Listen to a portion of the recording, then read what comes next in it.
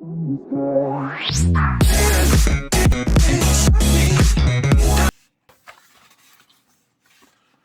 to look without sticking my head. This piece over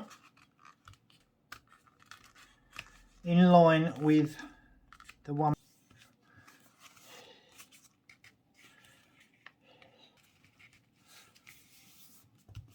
So just fold it out flat.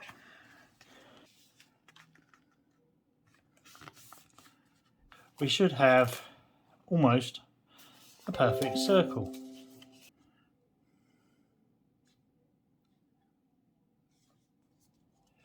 If you can't cut through with your punch all the pages, come in from the top.